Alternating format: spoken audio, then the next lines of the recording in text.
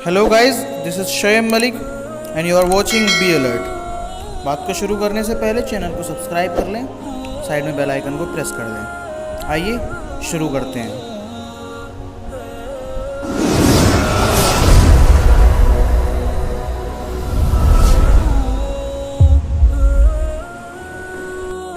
तो दोस्तों, आइए जानते हैं डॉक्टर एपीजे अब्दुल कलाम के बारे में।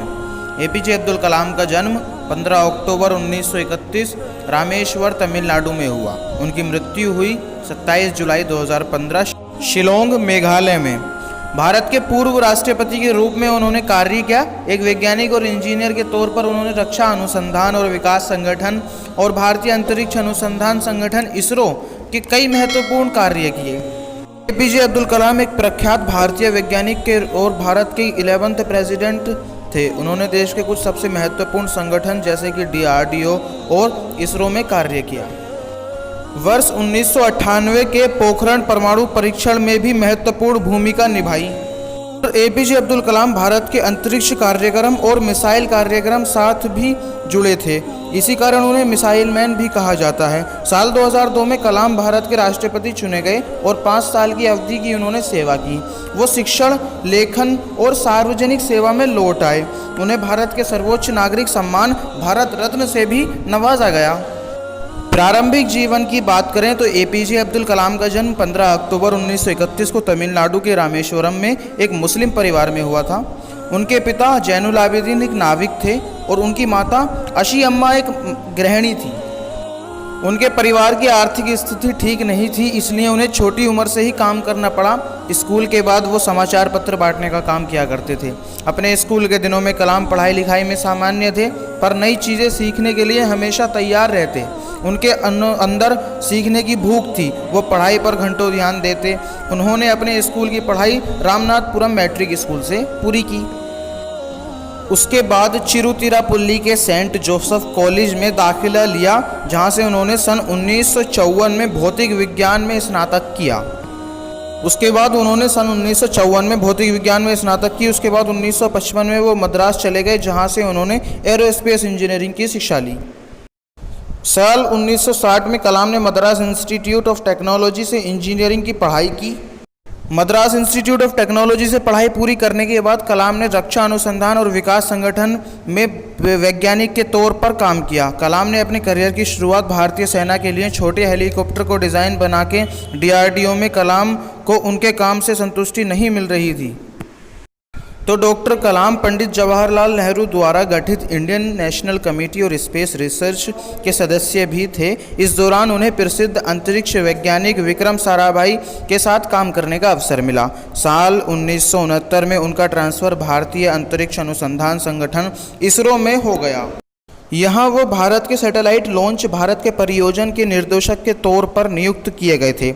इसी परियोजना की सफलता के परिणाम स्वरूप भारत का पहला उपग्रह रोहिणी पृथ्वी की कक्षा में वर्ष 1980 में स्थापित किया गया।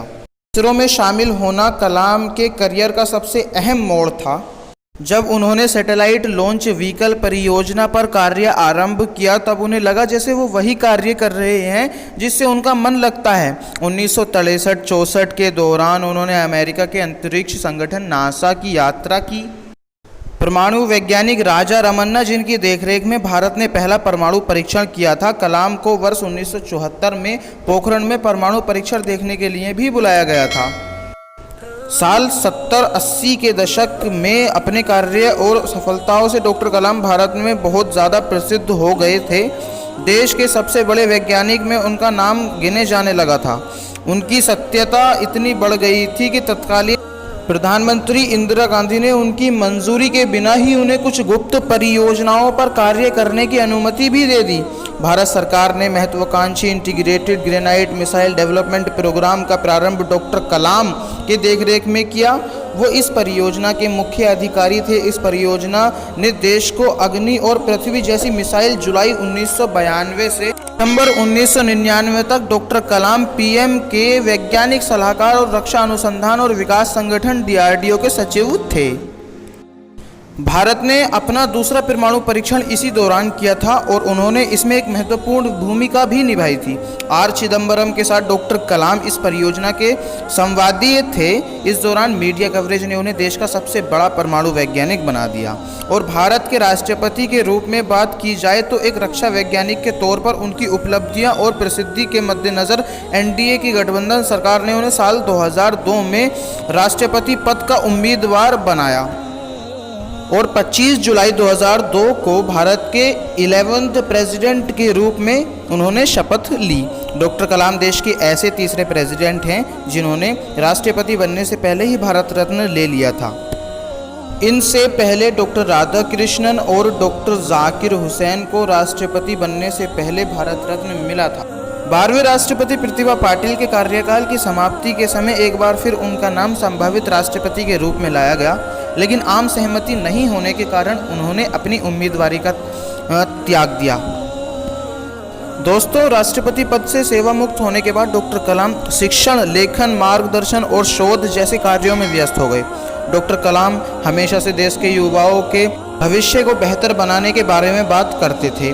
इसी संबंध में उन्होंने देश के युवाओं के लिए व्हाट कैन आई गिव की पहल की शुरुआत की, जिसका उद्देश्य भ्रष्टाचार का सफाया है। देश के युवाओं में उनकी लोकप्रियता देखते हुए उन्हें 2 बार MTV youth ideal of the year award से सम्मानित किया गया। वर्ष 2011 में प्रसिद्ध फिल्म आई एम कलाम उनके जीवन से प्रभावित है।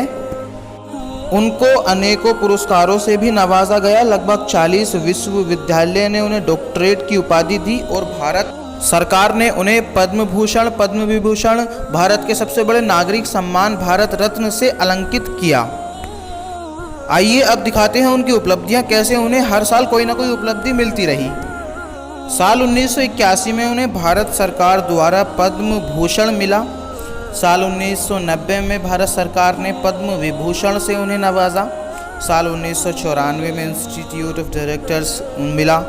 साल 1997 में भारत सरकार ने उन्हें भारत रत्न दिया। साल 1997 में ही उन्हें राष्ट्रीय एकता के लिए इंदिरा गांधी पुरस्कार भी मिला। साल 1998 में वीर सावरकर पुरस्कार मिला। 2000 में रामानुजन पुरस्कार मिला। साल 2007 में साइंस की मानद डायरेक्टरेट वोल्वरहैम्पटन यूनिवर्सिटी ब्रिटेन ने उन्हें डॉक्टरेट की पदवी से भी नवाजा।